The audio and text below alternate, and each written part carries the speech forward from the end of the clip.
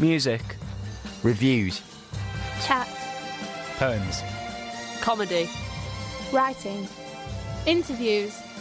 ELFM, it's radio, but so much more.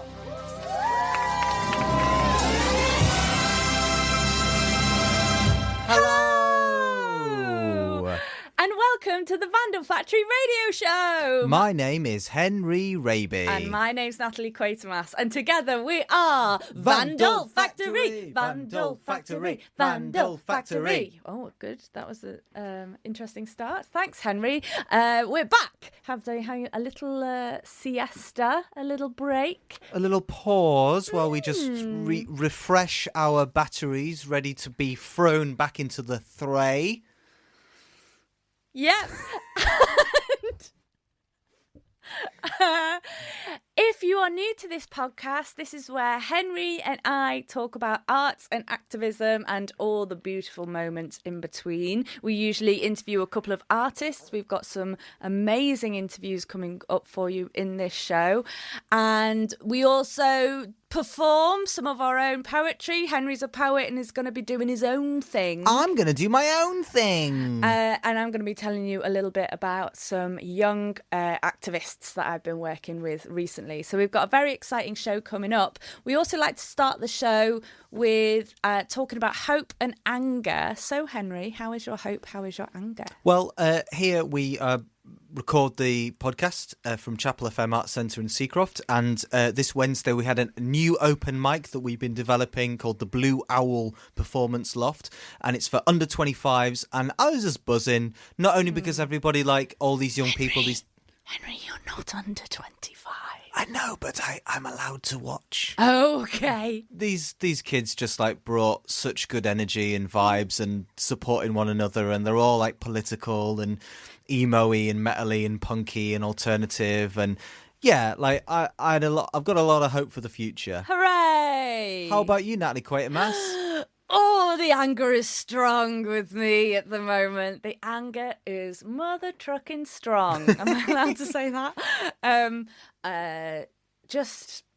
Politically, there is so much stuff going on that every time you think it can't get any worse, it does. It does get worse. But we're going to, because we haven't had a podcast for a while, we're going to do 10 things that have happened since our last podcast to sort of create a little bit of context. I think if people wanted to listen, or we wanted to listen back in 100 years' time, we'd want to know, like, what's going on in your lives? What's going on what's the vibe? What's the scene? What's the political context? What was happening in May 2023? Yeah, so here's a few things. Am I going to go first? Can confirm. Since the last podcast, me and Henry did Home from Home, a community play that I directed, Henry produced, and starring all this amazing community cast from in and around Seacroft, and it was celebrating community spaces and hope, and it was packed full of anger, and it was awesome, and I'm still buzzing off it, really. I went to Lille, which is one of the sister cities of Leeds, and I met with loads of different community groups and organisations and arts orgs in Lille. Very cool city, loads of like lefty stickers everywhere, bumped into loads of amazing people, really multicultural, and connected up with Radio Moulin, who are sort of a cousin, a sister of East Leeds FM. Amazing. Which is really sound. Sounds and great. Came up very, very, very excited. Yeah. We both went to this play about 0-hour contracts called I Hate It Here, which, really sums up how I feel regularly. And by Sweet Beef Theatre at the Left Bank in Leeds. And there was it was a sort of interactive, immersive piece of theatre. No, interactive more than immersive, really, which is great. If we're going to get technical. Yeah, it was great. I really enjoyed it. Hey, we've got a new king. It's good value for money. 100-odd million. Pop a nice hat on him. Yep, a man in a hat sat on a chair. Meanwhile, I've watched many episodes of Father Brown, which, for those of you that don't know, when I want to ignore the world, got really into this TV program that, like, essentially is what my mum watches, and it's about a Catholic priest in the 1950s in the Cotswolds who solves murders, and this quintessential, like, tiny little village seems to be a thriving hub of murder. Every week someone dies, and the vicar is always, like, right there, and there's an amazing array of regional accents. For some reason, this Kembleford, it attracts workers from across the British Isles. Anyway, I've got a DVD player especially so that I could watch this, and so I thought this was like my non-political, just escapism. Nice. Ooh, the past isn't the countryside pretty? Ooh. It isn't justice good. And then we watched. Aren't the police incompetent? Yeah. And Catholics are great. Catholic priests, nothing wrong with them. They're always just and sound and moral. A good egg. He is a good egg. But then they did this episode that's about an anarchist theatre troupe that come to Kembleford and do this, like, they do a little play for all these like upper middle class kind of rural people. And so Henry got very excited about this episode and made a jingle. Essentially, all that ramble was just to put this jingle into context. So here's, for no reason other than it makes me happy, our Father Brown jingle. Destruction equals freedom! I have no idea what is going on. They're a performance troupe of anarchists. They believe in change through destruction. They believe in utter nonsense as far as I'm concerned. Destruction equals freedom! Oh, it's brilliant stuff, Henry. Hours of my life has been spent watching Father Brown. Stay tuned later in the episode for the second jingle that I made. Oh, amazing. Double bill. Right, anyway. What else have you been up to? So, if you are a regular listener to the show, you will know that we went to Edinburgh Fringe Festival in August and we interviewed She-Wolves, who are a theatre company who created a piece of theatre about two young activists. And we both really enjoyed it. So I went to my bosses here and I went, hey, let's bring this play here. So we brought She-Wolves to Chapel FM Art Centre and they performed. They did a workshop for a load of young people here and then they did the show for them. And firstly, if you want to go back and listen to the interview we did, or you can listen to the Red Kite radio show where young people talk about what they enjoyed about this play about youth activism, and also an interview with the two actors, Harriet and Gurjot. And so check that out.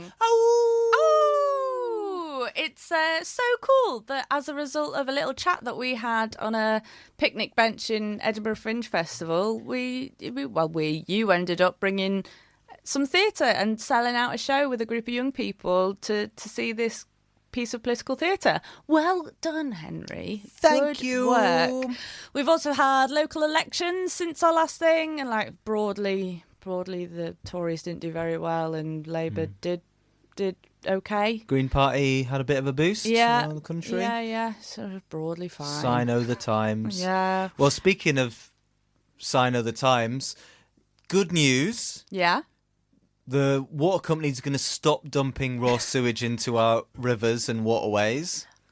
No, surely not, Henry. But surely we're going to have to pay for it. They're not going to foot the bill. So get your hands in your pockets, Britain. If you want nice things, don't worry. If you want a sea and river not full of your own sewage, if you want it not to be poisoned, then there is more to pay. That's fair, isn't it? That's fine. Look, just buy the own brand baked beans next time. Yeah, not the brand baked beans. That's the solution, isn't it? Yeah. To that's why everyone's so greedy about their baked beans. That's why this country's in the state that it's in. Because everyone's just this luxury baked bean habit that everyone's got. my final thing that I've been up to is, I don't think I've talked to you about this. I went to see Natalie Haynes, who's a stand-up comedian and classicist, at the Wow Barn, which is a new pop-up venue in Hyde Park in Leeds. And it was built, get this, Hannahs, built in 24 hours by 3 women and non-binary people. 300! Sorry! 300. Very efficient. Yeah, 3 amazing. Well, you know, they say that women and non-binary people make the world go round. Yeah, isn't that cool though? And they've got like full like life-size cutouts of the 300 people that built it all around the space. So you walk in and you can just see all their lovely faces and all the different people that have like built this barn. Boom. And it's going to be up to do feminist arts, culture stuff for a few weeks in May and June, and then they'll take it down and be like, and it's gone. It's really great, and Natalie Haynes was spectacularly good. What's your final thing? My final thing is this year, as I did last year, I ran the poetry stage at Manchester Punk Festival, and I had an absolutely lovely time, as always, hanging out with loads of cool punks and getting into... not so many mosh pits these days because I'm very old in my 30s. But I had a lovely, lovely time. And I guess I also want to shout out that I was actually feeling very anxious and nervous about going. The old mental health wasn't in the best place, but people were just really sound and lovely. And I just found my groove, which was superb. And one of the bands that played at Manchester Punk Festival was called Cherrim, and they are from Northern Ireland, and they're just a really big, fun, high energy, like indie punk band, riot girly band, and they just had so much fun on stage. So if that's okay with you, Natalie, I was going to play one of their songs, which is called Listening in My Head.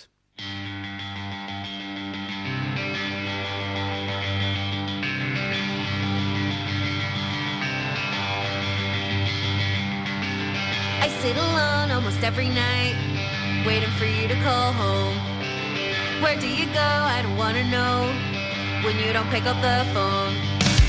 You've got a friend at the office, I never get a reply. I thought that I was looking till the day I die. I guess I was a fool to think a wedding ring's the lie. Thought that we just had a bad weekend, thought we needed time to see. Why am I still trying to fix me? Is there something wrong with me? Said that you were gonna do better, you won't even give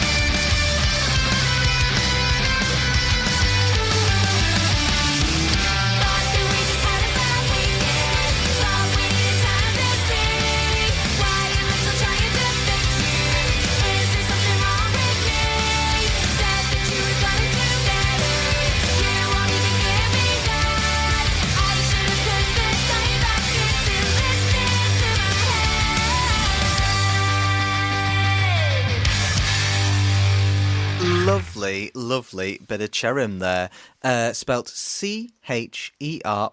And another band that I went to see at Manchester Punk Festival are Faintest Idea, who have a new album out. So earlier this year, we caught up with Dani, the lead singer of Faintest Idea, and we had a little interview with him, which you're going to listen to right now. How are you doing, Dani? I'm good, thank you. How are you doing? We're very well. It's a wet, drizzly day, but, you know, we're keeping us hopeful. We've been listening to some Faintest Idea to get ourselves in the mood.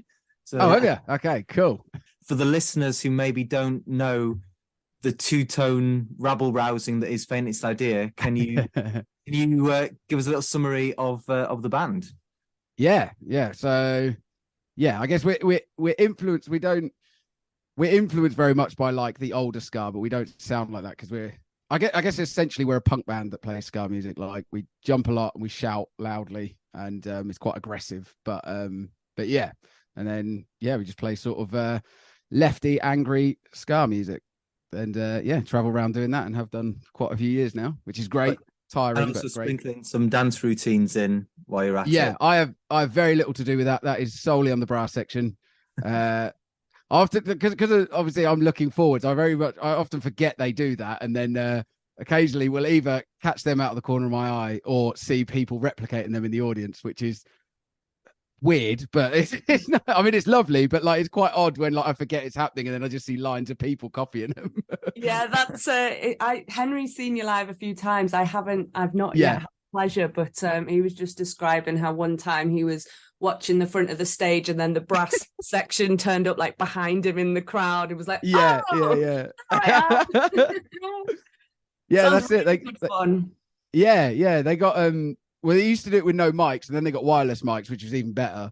But we did find as well, wireless mics don't work through brick walls. And what would often happen is it'd start, little down to start, then probably join in. But when you're stood on stage, we're obviously just stood there waiting for them to come in, and it intermittently just like random bits of brass play through. So that wasn't ideal. But yeah, it looked very cool. And it's good fun. Great.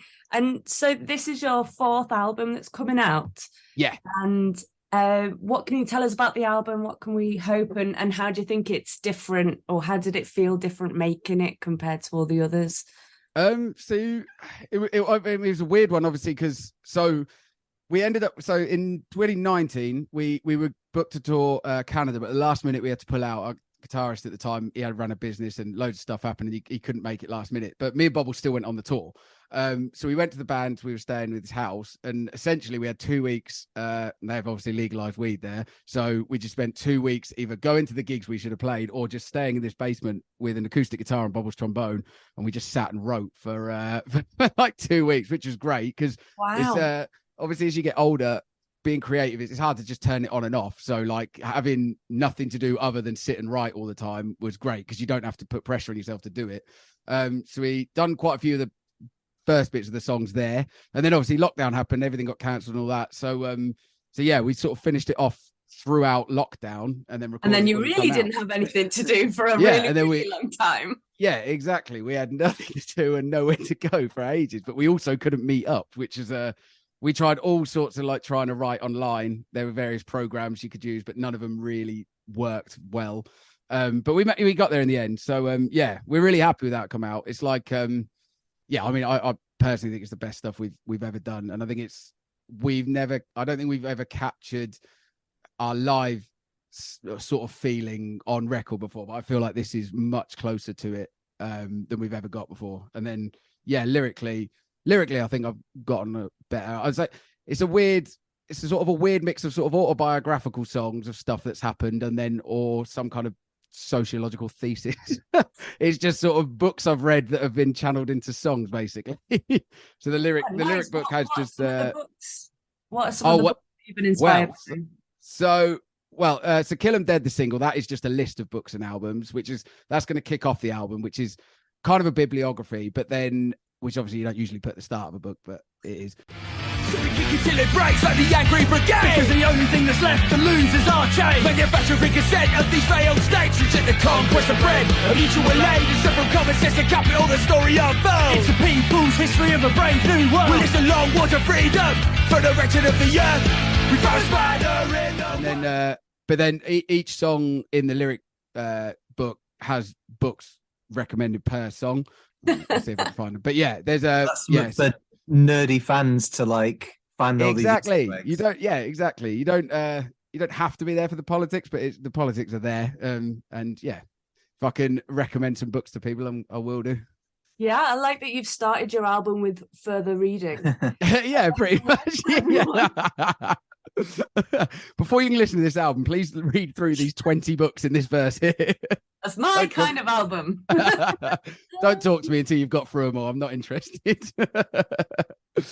Obviously, Dani, as we said, album number 4, you guys have been going, I think, since before the coalition came into government. Yeah. Is that important for you to keep your politics updated and to keep reading? I mean, some punk bands would just be like, we're just angry and we want to sing about riots or booze, but you say that you've always wanted to push yourself both lyrically, politically, ideologically. Is that always been important to you, or have you had to come to that realization over time? No, I think we've definitely got better as songwriters, and I like to think I have lyrically as well. In terms of, so this is the thing about sort of writing about politics and stuff. You want to write songs that are sort of over, like if you write something, obviously you can, but if you write something very specific, that can be very dated within a few years, and then it just sounds quite odd. Whereas like if you can, I think the skill is trying to write about something, but sort of more capture the essence of what you're trying to get across, as opposed to like writing about a specific thing. Or that's what we sort of try to do, just because otherwise, you know, like you said, like when I specifically remember when we were writing one of the songs years ago for Voice of Treason, we were trying to play on something. It was about the coalition, and but then the guitarist at the time said, like, he said, then don't use the actual, like, don't use the words coalition, don't use that, because, you know, 5 years down the line this song will sound old as shit. Like, it's not going to make any sense to anyone that doesn't know, you know, is younger and didn't know about the coalition. Do you know what I mean? And so there's a group, that's what we try. There's a group of teenagers at the arts centre where we work who formed a punk band on the day that Liz Truss became Prime Minister. And so all their songs are about how much they hate Liz Truss. Yeah. Like, I mean, that's great. How outdated they've become and how quick. Yeah. Christ, they went out of date in 2 weeks. And they're only 14. Yeah. It's nice to see teenagers starting punk bands, to be honest. That's pretty cool. So we like to ask all our guests and each other in most of the episodes, how's your hope and how's your anger? Hope and anger being the two things that keep us going and fighting the good fight. So is there anything in particular that's given you hope or that's making you angry at the moment? Well, I'm sort of going into therapy for anger at the minute, so that's not great. But I think my this is going to be a very depressing answer. But my problem is I work for the NHS and I work for the ambulance service, and that is just collapsing at the minute. I'm guessing. I mean, you've probably seen the headlines, but like, we ran out of. So the knock-on effect of all this stuff is like we ran out of oxygen. It's just. So that's not great, and that is an underlying frustration that is causing me a lot of anger. So. Hope-wise, I mean, I hope. Do you know what I mean? I don't want to seem really pessimistic. I'm not very hopeful at the minute. I mean, I am, because humans will band together and work together. I know they can, but at the minute, I'm very angry and I'm very frustrated because of everything that's going on every day. I just go into work every day and see it slowly collapsing. Broken teeth bite into the skyline. The street lamps shadow with the cold. My feet stumble down the cracks of all the promises paved in gold. Citadels of capital rise faster than pavement. Just as ephemeral, run sickness spread through the belly of the beast. At every alley and every street. Particularly the ambulance section of society falling apart seems to have struck a chord with people, because I think just so many people in this country could never imagine not having that service available. And then, and now that it's on its knees and that's affecting people, and all I know from any time I've experienced an emergency, it's, you walk away going, oh my God, the professionals are incredible. Like, they're amazing. I just can't believe what a phenomenal job they do when my life was exploding or whatever was going on 100%. in that situation. And then for that not to be there. Yeah. It's scary, isn't it? And I think like anyone the that's core of you, yeah. 100%. And like I think any public sector worker has seen this coming, like you said, since the coalition, since this all started. Like, but at first it was just affecting, you know, people on benefits and disabled people. So it's like, you know, no one really paid attention. But now it's like, oh yeah, no, if you ring an ambulance, you might not get one. You literally might not get an ambulance. So like Cambridge, so I'm in Norfolk, but the Cambridge ambulance service a couple of months back had to put out red alert. They had no ambulances. Every ambulance was queued outside A&E. They couldn't go to any calls like that.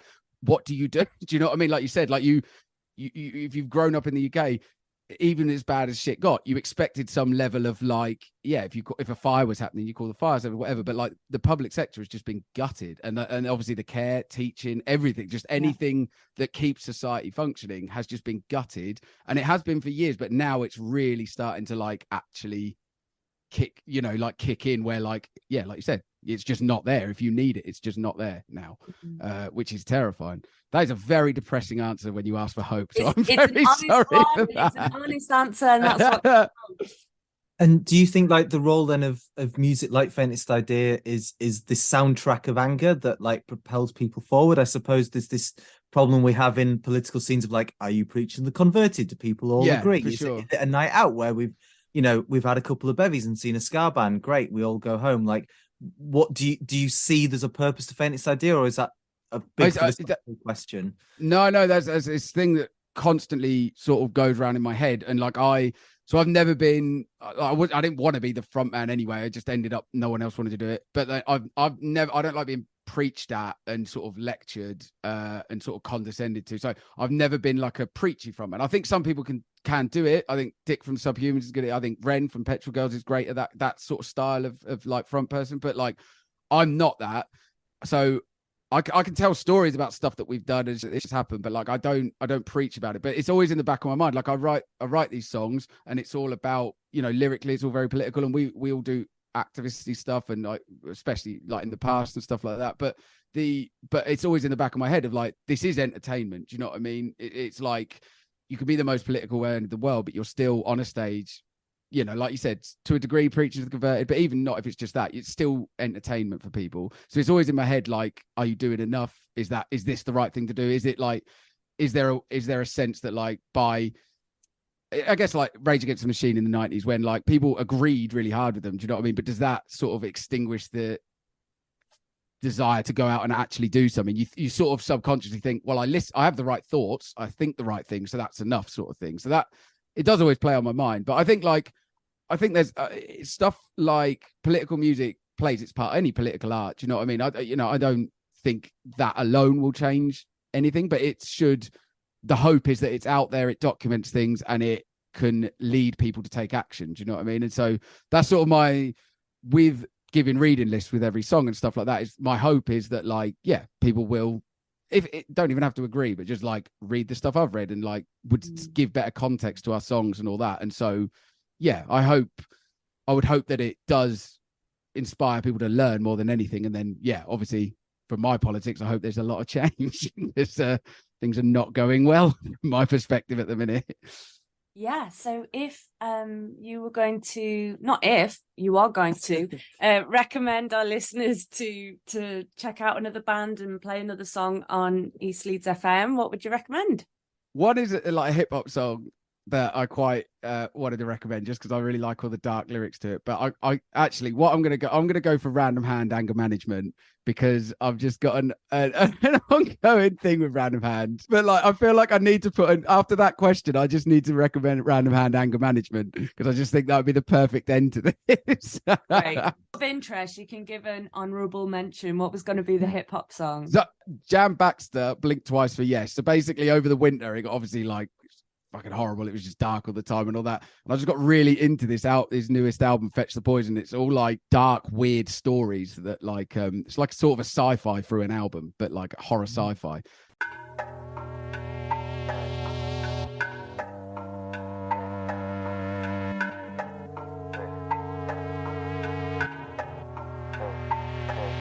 As a whole crew of shipwrecked mariners scream mercy, I was coughed out of the waves with a case of extreme scurvy. I cannot save your baby, I'm late for my 3:30. I sat there in the waiting room shaking a week early. Sat between monsters and buckling grey pillars. Sold gossip magazines to seasoned deranged killers. Some elderly war veterans, pigs with inflamed livers. A couple perverted priests and scores of depraved sinners. And your impatient frame just stirred from its awkward slumber. Stomach like a jiggling sack full of roaring thunder. A nurse with a chubby face and scrubs and a floral jumper slams your head into a sign that says wait till we call your number. A young receptionist welcomes the next challenger. A vehicle for rage and his trembling stressed passenger. He's late for his appointments, always caked in pointless ointments. Simply serves to highlight his slippery wet character. A surgeon appears on a burning horse. Excuse me, young sir, we think you made the perfect corpse. He was shoulder deep, putting a string of disturbing thoughts from the pit of this kid's stomach when all of the nurses walked. So take this mysterious liquid and sip it pure. Your king's here, the human penicillin drip, the living cure. He wants your blood, the bristling terror is still in store. And I'll be preaching from his gospel at 7 and clinic 4. How long have you been waiting? Yeah, you'll be sleeping when they call your name. You've been topping up that morphine. Drip, stop shaking and you sure you're staying. Somebody fetch the poison. Yeah, somebody getting free CCs. Tell him eat, sleep, breathe, fetch the poison. Yeah, somebody getting free CCs. Tell him eat, sleep, breathe, fetch the poison. What's that butter's noise? The clinicians keep him calm with their colourful rubber trays. Your whole world's a mogul, your doctors are running plays. Your medication's expired, your opinions are null and void. Doc, my head is perpetually in the clouds. There's a sickness in the city and death's been doing the rounds. A lab assistant slithered through the door and sat beside me in some Dr. Martin boots and a sensible winter blouse. She was the type of girl that caused people petal. With her face hammered out of a smouldering piece of metal. She leaned into me gently and whispered, I seen the devil. He smells a heavenly sage, we connect on a deeper level. Cool, whatever, let him dream. I was reminded of an incident in 2017 where little Derek took too many, chewed a chunk out of the carpet and the floors tore apart into a hell he'd never seen. Damn, he's crumbling, doctor shake him. Hold him underwater and maybe he'll stop complaining. This is way beyond my training. Sweetie, wheel him off the wall for me. They pushed him past some gormless paramedics squawking awkwardly. The matron consoles a well-dressed couple, soothing him discreetly with a needle to the neck muscle. That child is bent double, clutching at his rolls of fat. Drag him into theatre, a smirking demon holds him back. Weird. My 3:30 rolled around. I peeled myself off the plastic chair with a revolting sound. Crawled through the corridors and slipped through forgotten doors to see an old quack with wild eyes glaring golden brown. Son, here is your prescription. A plastic tub of moonshine to cure every affliction. Thanked him with a right smile. Keys to the kingdom.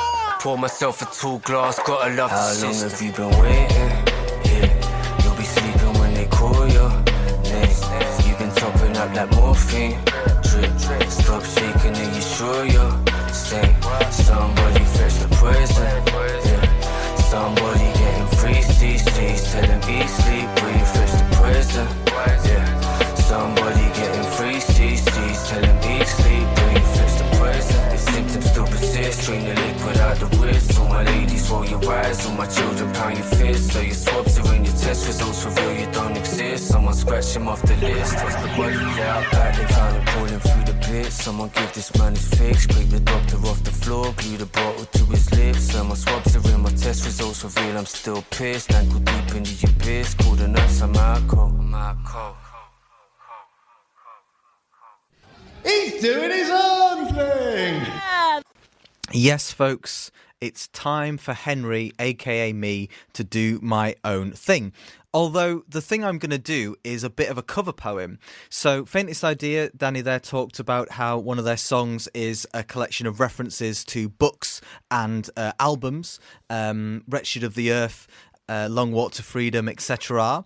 And years ago, I wrote a poem called Protest Playlist, which was a collection of loads of different lines from political protest songs. I'm so glad you're going to do that poem. I haven't heard you do this one for years, and it's one of my favourites.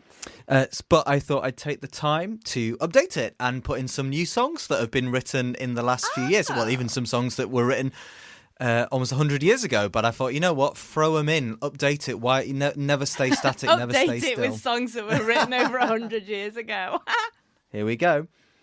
They are a tiny minority and we are everywhere. Poor people gonna rise up and get their share. Each side try and prime us and make sure we get fuck all. There's a battle outside. It'll shake your windows and rattle your walls. Big A, little a, bouncing B. Freedom of speech or freedom of death. We gotta fight the powers that be. Calm like a bomb. Which side are you on? We come to take back what's ours. We come to make the powers justify. I was burning that fucker and stringing my black flag high. Rebels here and rebels everywhere. Let's be young. Let's be crass enough to care. Now it is 1984. Come, you masters of war. People die for the petrol, the gas and the whip. If you got a blacklist, I want to be on it.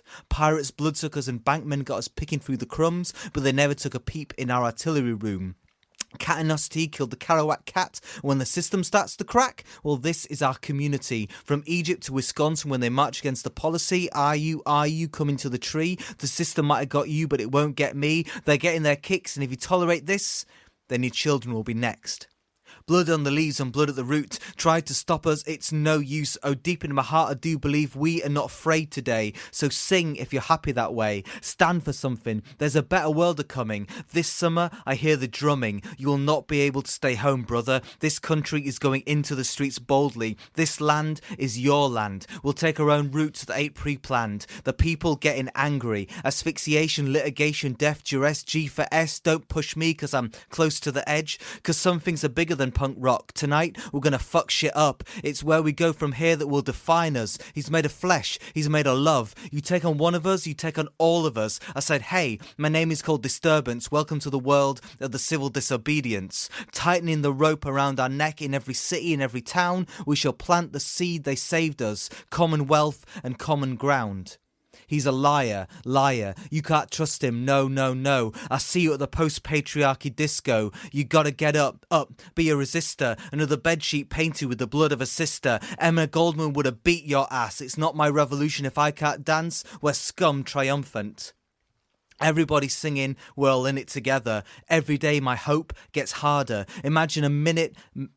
Millions of average women and men in a tragic position, desperately clutching onto a leaflet on depression. But God, don't be confused. I've been living my life with my platitudes, swinging the momentum in the people's direction. Bring war to the palaces. Let the midnight special shine at ever-loving light, because we're going to be all right. There's only one way of life, and that's a riot of your own. Woo! I love it! Thank you very much. Thank you. I recognise way more of the lyrics now than when I first heard it years ago. That's called progression, and me just like constantly bombarding you with songs over and over and over again. Was so good. Thank you very much. Well, one of my favourite jobs is to force people to listen to my type of music, and one of your favourite jobs is to force people to do activism. So now, folks, it's time for a little bit of provoking one. I had the jingle. I've got it.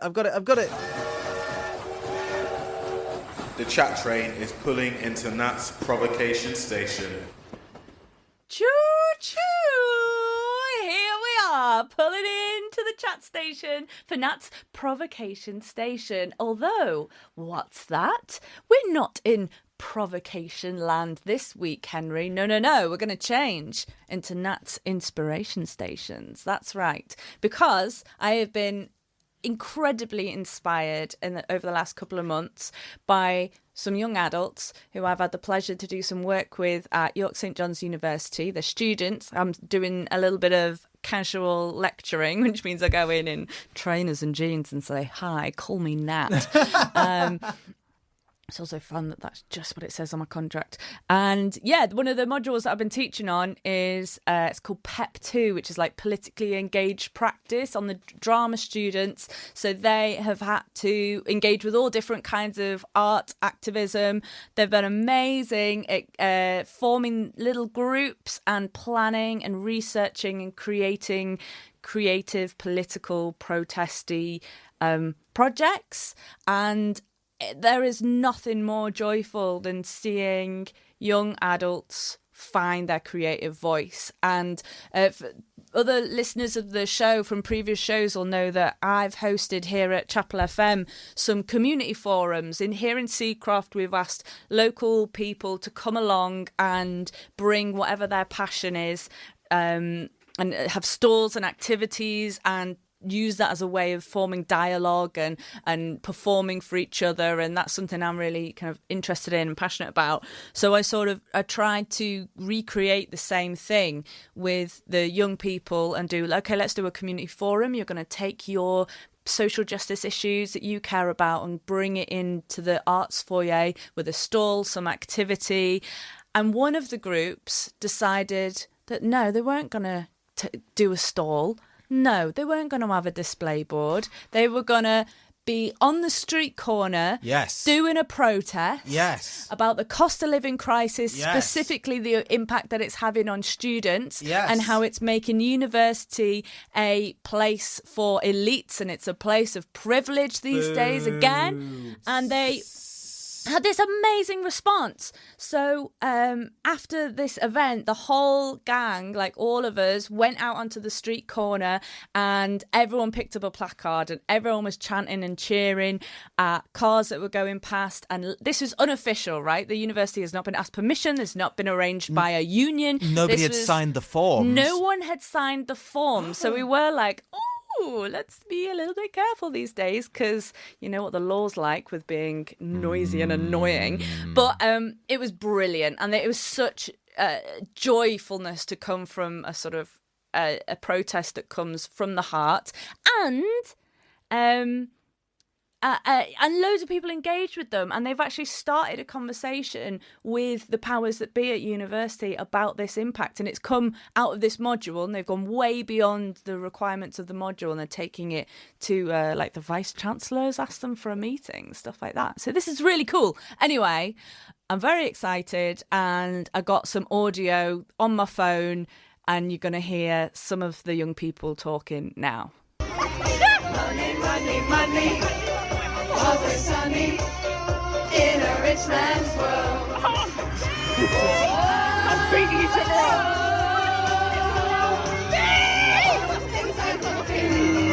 If I had a little money, it's a rich man's world. Hello, so I'm outside York St John's University Arts Foyer, and I'm with a group of students who are currently protesting outside. Can you tell us what you're here and what you're doing today? Hi, I'm Imogen, and I'm with Beth. So we're protesting outside of York St John University to protest the cost of living crisis and how it's affecting us as students. Next year's loans are only going up by 2.8%, which is not enough. You know, we've had stories of people telling us that they're short for rent by £800 next year, and their loan is going down by £2,000, which how can you afford to live when you're getting that little money? People are really, really struggling. So we're really trying to just raise some awareness today. And we've managed to get a lot of support from everyone. Is there anything you want to say? Yeah, what's today been like? What's the atmosphere? Hearing lots of beats and cheers mostly positive. Yeah. We've had a couple of negative things. Nothing I would say that's extreme. It's been a lot from the people in the cars. Yeah, a lot of negativity from people in cars, but that's only been a few times. But I think they're only doing it because they can drive off after what they say. Right. But it's been so positive. We've had some great conversations, a lot with the older generation. About it. They're really in support. I feel like this is the best thing we could have done because we've had so much support. Tell me about one of the conversations that you've had that's been positive. So one of the elderly people that we'd had a chat with had said that, you know, that their granddaughter's in university and it's really affecting them, and they're trying to help them as much as they can, but it is really difficult for them. Obviously, they're pensioners themselves, so and obviously pensions they're not great amount of money either. So have you spoken to any other students about this? So yeah, we've spoken to a lot of students walking past, and a lot of them have said that this is conversations that they're having day in, day out, and you know how university is becoming a place of privilege again. But it's surprising that other universities haven't been protesting it, because it is a conversation that is going on every single day, but people are too afraid to speak up about it. But we don't want that. We want to be able to speak up about it. Money, money, always sunny in a rich man's world. I'm with a group of students here who are doing a creative protest project. Can you tell me what is your social justice issue that you're trying to challenge? We're trying to have a look at homelessness and the housing crisis and how the two are very inextricably linked. Because people suffering in a housing crisis, like all of us here, really just one step away from being homeless. So we're going to build an installation, we're going to be performing in various ways, and we're going to get the audience involved to just hopefully help get people to think about it more and to bring some awareness to it, and hopefully stop some of the discrimination that happens about homeless people. Money, always sunny in a rich man's world. We are looking into contraception and the negative side effects that is affected women and people as a whole. Now, what we've tried to do is we tried to make it a safe space so people can put what bad side effects they've had for contraception, so they feel like they've got relatable things that other women can talk about. So we didn't know a lot of the side effects that we were having were normal until we spoke about it to each other. So just having that clarification that it is normal what we're having.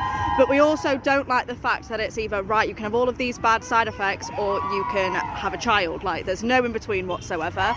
So what we've tried to do is we try to gather as much information we can about the different contraceptions. However, majority of them are aimed towards women, which we also do not like. We also think that there should be an equal amount for men and women. So we just try to make it a safe space, but also educate people on what they will be taking if they do want to have contraceptives. So yeah, we're just having a bit of a vibe. Can you tell us about what your performance protest was today, how it was, what happened, what did it feel like? We had a notice board that people could write down their experiences on, and then we went and stood on some benches and shouted them out to cause a bit of disruption in the area. Normalise things that aren't normally spoken about, basically. Yeah, great. And how did it feel to be a part of that performance today? It felt very powerful, but also nerve-wracking at the same time, because we're shouting out stuff that a lot of people don't like to have shouted out. So it felt good because we were getting stuff out into the open, but also probably a little bit nervous because I'm probably thinking someone's going to walk past and call me a weirdo for shouting that my boobs have gotten sore because of the pill.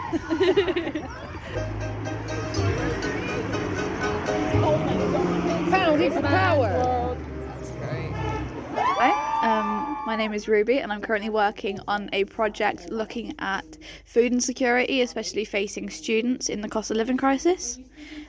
We have been speaking to a lot of students about what kind of food tips and tricks they use to try and make money stretch further and food last longer, and we've also put a lot of our research into making a zine to hopefully help share knowledge and just generally bring awareness to how we can make food stretch further in the cost of living crisis. We're also making a spoken word piece looking at the current issues facing students, especially with their money, and issues like how lots of money is being spent on very irrelevant things by the government. So the King's coronation is costing millions, and students don't have enough to live. So we're trying to just bring attention to problems like this within wider social constructs. In a rich man's world. I'm beating each other up.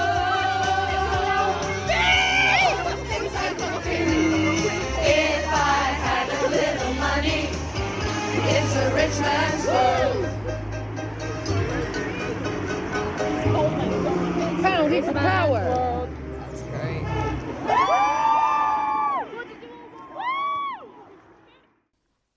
What a lovely piece of audio there, Natalie Quatermass. Oh, do you like it? Yes. I'm so proud. I think I should also mention there's another two groups, one that are looking at social media and screen time and their impact on themselves, really, and their fellow kind of young adults. And there's another group that have been looking around at taboos around periods and period poverty.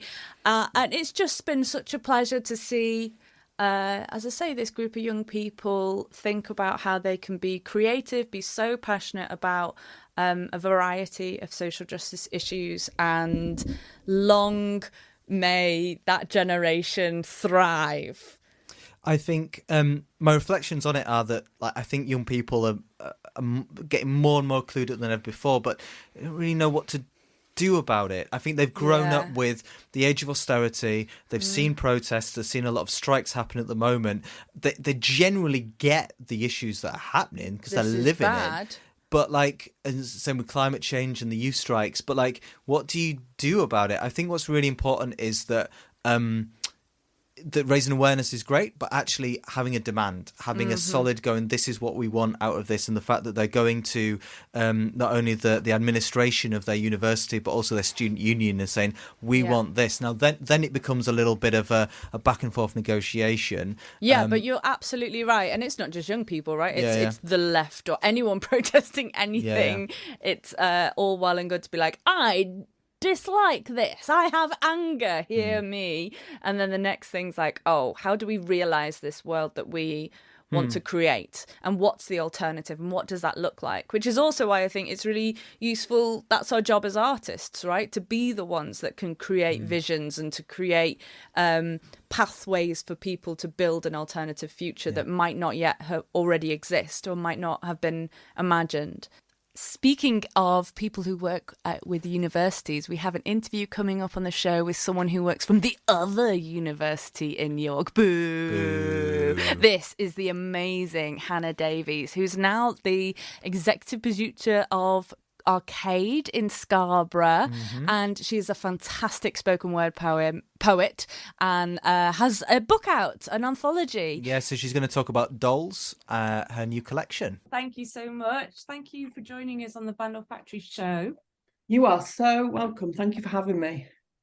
So, Hannah, you are a writer, a theatre maker, a poet from York, a multi-slam winner, Great Northern Slam 2016, Axis Slam 2017, Word War 4 champion, BBC Ed Fridge Slam finalist, Hammered and Tongue Nationals. She has performed at poetry nights across the country. Find the word Sonnet Youth. I'm reading it. I'm going to go for it all. Are you ready? Keep going. You're doing well. Sonnet Youth, Tongue Fu, Evidently, Ioana Ellam's Rap Party. Oh, I know that one. She growls, Women of Words. She is an experienced theatre maker and facilitator, working in such places as the Royal Court, York Theatre Royal, Trestle, Guild of Misrule, that sounds good, Company of Angels, Pilot, and Arcade. So the question is, Hannah, is there any poetry night you haven't performed at in the UK? A couple here and there, I'd say. Yeah, a couple. The question is, what's your favourite word? My favourite word? Delphinium. Oh. Ooh. Come on, what's that mean when it's at home? It's a type of flower. Oh. It's a sort of a purple kind of pretty flower, quite tall, and it has like a sort of spear-shaped head, I believe. Spear-shaped? Yeah, like kind of that shape, yeah. Delphinium sounds like the protagonist in a young adult novel set in a dystopian. Doesn't it? Yeah. I've actually got a niece called Delphi, but my sister called her Delphinia, so that she's got a really good 3-syllable name to shout at her when she gets naughty. Delphinia. Delphinia. Oh no, that's 4 syllables. Sorry, my bad. Oh, well, anyway, I only read that out to in an attempt to embarrass you and also show off that you're our pal and you're great. But the reason we've chosen this particular moment in time to bring you onto the podcast is because you've got to made a book. I have. I'm going to put all my poems in a book so people can now, when people say, "Oh, you've got a book of poems," and normally I say, "Oh no, I haven't got one." Now I can say, "Yes, I have," and you can buy it from my website and all good bookstores. Amazing. And what was it that made you start wanting to do that then after so long? Why did you want your poems to be all in one place? Well, I felt like it was time to put them all in one place. I mean, usually my poems are sort of spread around on bits of scraps of paper and old notebooks and that sort of a thing. And I feel like I've come to the end of a sort of poetry cycle. So it feels good to sort of take stock and put them all in one book and go, that was the poems of, these 7 years just gone by. There they are. And sort of set them off into the world, and then maybe move on to some new writing adventures. Who knows? Nice. So it feels like a full stop. Kind of, yeah. It feels like, it's funny because it's a book launch, so you're like, hooray, here's my new book. It's a new thing, putting it out into the world. But actually, in terms of the content of it, most of what's in there have been doing the rounds for some time. They've traveled, these poems, and they've been tried out in many different nights. So there are a few in there that have never seen the light of day, and I haven't performed either. So there's a couple in there that are, just felt like they were right thematically to stick in as well. But yeah, most of them are stuff that I've been performing for years now. So Hannah, you are a playwright by trade, and when I first met you many, many years ago, that was how we met, through theatre. But then you started going to perform spoken word, and I think your poems always have that little element of narrative, of story and character. But what was that provocation, that push for you to go, actually, I don't want to write for other actors, or I don't want to write for a theatre space, I want to go to these poetry gigs? And what was that like? Yeah. Is it liberating to not have to worry about? Yeah, I don't know. I don't really identify as a playwright anymore, Henry. I don't know. I can't remember the last time I wrote a play. Yeah, I can. It was 2019, 18 maybe. But yeah, I think the thing that appealed to me about it was, before I became a playwright, I was an actor. I trained as an actor, so I've always sort of performed. And I think, in all honesty, I got bored of not having my plays put on or commissioned or produced. The whole process of theatre is so slow and so difficult to get work made. So it was quite appealing to be able to go, oh, not only could I write something, I could also perform it, and I could also, deliver it within days or hours of having finished it if I wanted to, if I got myself to the right open mic or the right poetry night. So I think that was what sparked it off, really.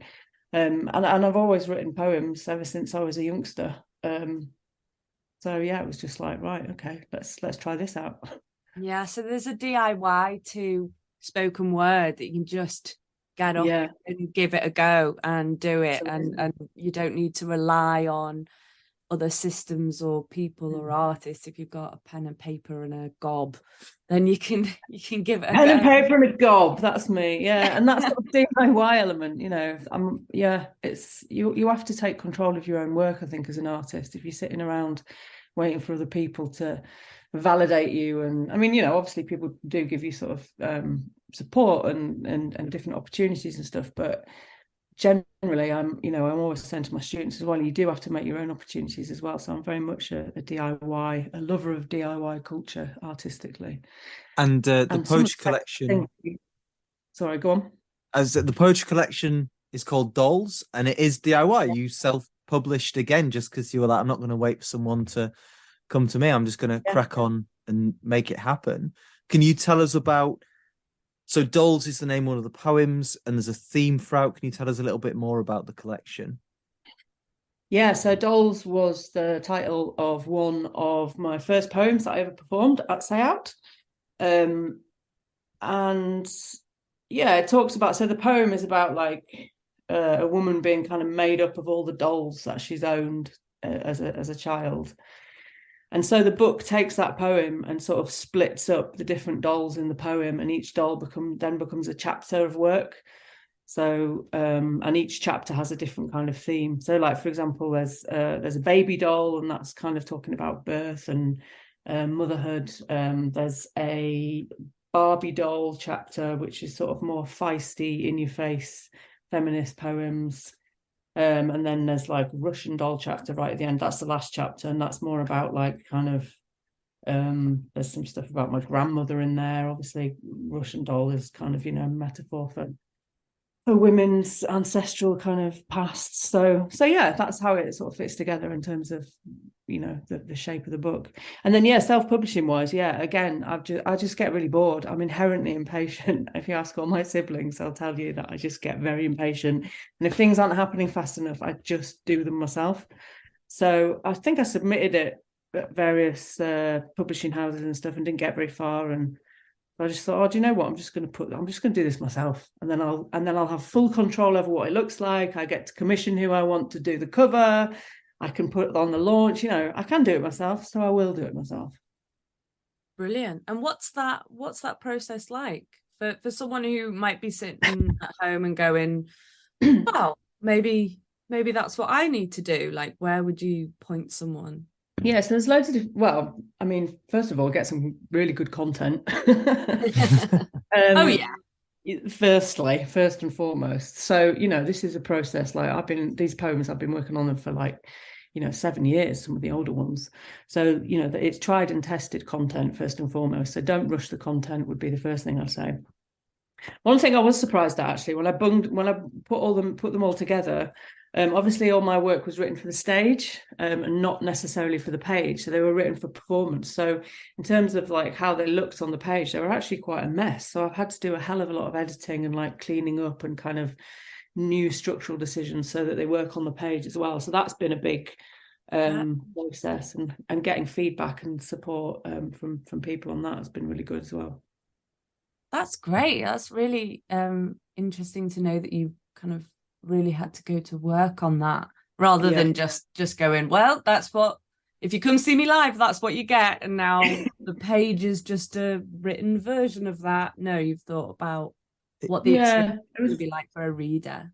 It's something that spoken word artists like us, I think, have to think about that transition from, we've written this to be performed, and then maybe even that version that we have muscle memory in our heads isn't quite the version that was on that piece of paper that we wrote all those years ago, and then actually go, oh, it doesn't quite click if it's not in this certain way. So that's an interesting way that page poets have the opposite. If they go, I don't know, I need to learn how this is delivered. We go, how does delivery get given in a different route? Absolutely, yeah. And some of the poems that that were on the short list to go in this collection, they work great in performance, but on the page they just wouldn't work. So I've left some of them out because it's like that just looks like a sort of collection of madness on the page. It doesn't really look like a poem, and the joy of the poem is in the delivery and the timing of it. So yeah, some of the stuff didn't make the cut. So I was quite ruthless with what I did put in and what I left out. Would you do us the very lovely honour of sharing some with us? Wonder Woman. They promised we could join their world if we span round fast enough.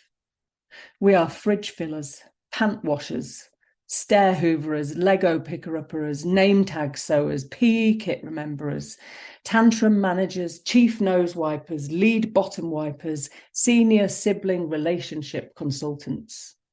We are bedtime story coordinators, magic kiss executives, Calpol pushers, healthy organic snack assistants, mood analysts, pancake mankers, boundary instillers, bath runners, bubble blowers, walking milkshake bars, open all hours.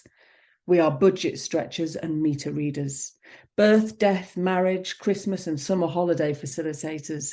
We are midnight projectile puke cleaning specialists. We are dream weavers, miracle workers, life givers. They promised if we span round fast enough, we would have their precious gaze forever. They would marvel at our golden busts, our bouffant hair, applaud our capes flapping in the winds of change, because change has already happened, actually, if we only stopped nagging for 5 minutes and looked a little bit harder. Though our bodies did not fit the leotard, though red was not our colour, stars and stripes not really our thing, though our flesh ached for shades and shapes that came more easily, we stuffed ourselves into the tight pants of niceties. Dutiful daughters, sisters, lovers, mothers, ready and waiting for our wonderful reward of having it all. They taxed our bleeding, policed our bodies, set childcare bills too high so as to cancel any real sense of purpose. They sold us a lie that we would be happiest boxed off in semi-detached bliss, separate, pinafored and perfect. Well, fuck that. Take up your hammers, your planks and nails, don your dungarees, because tonight we are going to build a mum shed. The mum shed tops the man cave with a fully funded drop-in creche and kids club, a staffed soft play area, homework support, home-cooked meals, free nappies and wipes, no hidden costs, contracts or holiday fees. All will hammer and lift according to their strength and will and need, and there will be cups of tea and good quality biscuits, full pensions, flexible working hours, empathy, respect and consideration for all. Inside, we will gather to share our stories, let our hair down, leave our capes at the door and shed our skin like selkies, dancing into the night, bellies and hips dripping with bass, scarred like silver. And our lovers and baby fathers, our sons and daughters, our freaky, geeky, weirdo friends will form a circle around our special place, join hands under the stars and sing out their gratitude for our wisdom and our strength. Wonder Woman. That's awesome. Amazing. Cheers, pals. Thank you so much. Hannah, I wanted to ask you, we've had this massive list of all the gigs you've done across the UK, all the slams, all the spoken word events, all the open mics, all the performances. What are the ingredients for you that make a bloody good poetry gig? Oh, that's a good question. Excellent hosting. Henry Raby. Henry Raby, show us how it's done. Yeah, I think the host is the undersung kind of glue of all poetry nights, because without a good host, it's really difficult to kind of relax into a poetry night. So I think first and foremost, good hosting, solid hosting. Secondly, like consideration of the lineup, like leave your audience wanting more, don't saturate them. Too many poets, there's nothing worse than too much poetry. And I like poetry, so leave them wanting more. And also mix it up a bit, like have a wild card or some music or something that's not poetry related. There's no reason you have to program all poets. That'd be my top three, I think. And for everyone who's just heard that amazing poem and they're like, oh my God, I need more right now. Where can they hear more from you? Where can they buy dolls? Where can they get more of your me? There's lots of me on the Say Out YouTube channel. So you can look on YouTube if you want to hear some more of my poems. If you want to buy my book, it'll be on my website from next week. I've got a shop page on my website, which is hannahdavies.co.uk. That's Davies with an IES. Excellent. Thank you so much. And what song would you like us to play on East Leeds FM and why? I would like you to play One Love by Bob Marley because it reminds me of my mum. She was a massive reggae fan. So yeah. Oh, amazing. Thank you so much, Hannah. You're so welcome. Big love to you. Yay, big up the Vandal Factory crew. See you soon.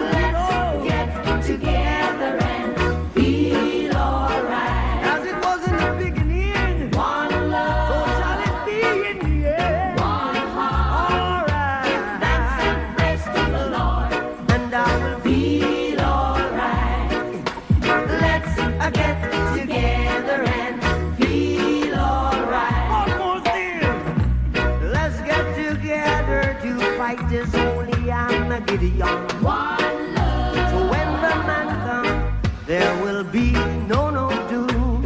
One song. chances grow thin. There ain't no hiding place from the Father of creation. Yeah, yeah. One love. What about the one? One love. What about the let's get together and feel alright? I'm pleading to mankind. One love. One heart. Give thanks and praise to the Lord, and I will feel alright. Let's get together and feel alright. Give thanks and praise to the Lord, and I will feel alright. Let's come and get together and feel alright. Lovely bit of Bob Marley there on the Vandal Factory show. What a delight. Well, that was, dare I say, an absolute banger. But now it's time for another form of banger that comes from Nat. Because every single song you own is a banger. It's time for Nat's banger of the hour. Bangers? Is it a banger? Yes, it definitely is a banger today, Henry. I was genuinely inspired by working with the students this week, so I wanted to think of a banger that was like, what song is like that you should recommend to young adults who are finding their political voice? And I thought about this song that me and you have sung together many a time while standing on a table in a friend's front room. This is called Love, Ire and Song, and the first opening lyrics are, well, a teacher of mine once told me that life was just a list of disappointments and defeats and you can only do your best, and I said, that's an effing cop-out, you're just washed up and you're tired, and when I get to your age I won't be such a coward. So this is my promise, and I want all the Vandal Raptors out there to make the same promise, that we will never get old and bitter and stop making demands for a better world. Thank you for listening to the show. Goodbye.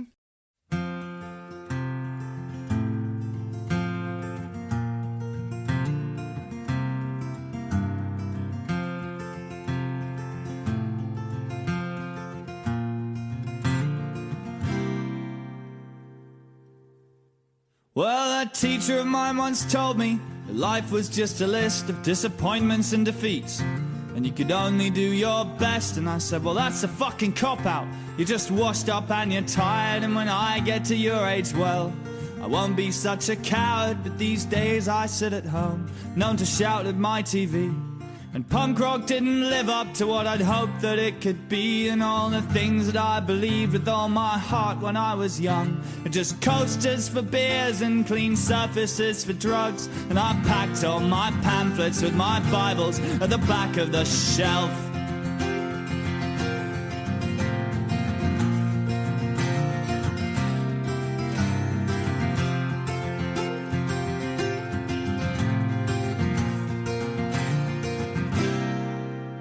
Well, it was bad enough, the feeling, and the first time it hit when you realized your parents had let the world all go to shit, and that the values and ideals for which many had fought and died had been killed off in the committees and left to die by the wayside. But it was worse when we turned to the kids on the left and got let down again by some poor excuse for protest. Yeah, by idiot fucking hippies in 50 different factions who were locked inside some kind of 60s battle reenactment.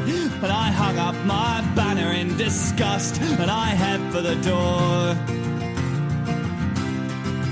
Oh, but once we were young and we were crass enough to care. But I guess you live and learn.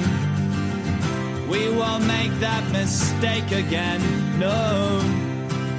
Oh, but surely just for one day, yeah, we could fight and we could win. And if only for a little while, we could insist on the impossible. Well, we've been a good few hours drinking, so I'm gonna say what everyone's thinking. If we're stuck on this ship and it's sinking, then we might as well have a parade. If it's still gonna hurt in the morning, and a better plan's yet to get forming, then where's the harm spending an evening in manning the old barricades? So come on, old friends, to the streets. Let's be 1905, but not 1917. Let's be heroes, let's be martyrs, let's be radical thinkers who never have to test drive the least of their dreams. Let's divide up the world into the damned and the saved, and then ride to the valley like the old light brigade, and straighten our backs and we won't be afraid, and they'll celebrate our deaths with a national parade. So come on, let's be young, let's be crass enough to care. Let's refuse to live and learn. Let's make all our mistakes again, yes. And then, darling, just for one day, yeah, we can fight and we can win. And if only for a little while, we could insist on the impossible. Leave the morning to the morning, yeah, pain can be killed with aspirin tablets and vitamin pills. But memories of hope and of glorious defeat are a little bit harder to beat. They've caused a lot of unrest in some towns. Protests, riots. We are merely arming the people with the truth. A puppet of the Vatican, such as you, could never understand the true nature of anarchy.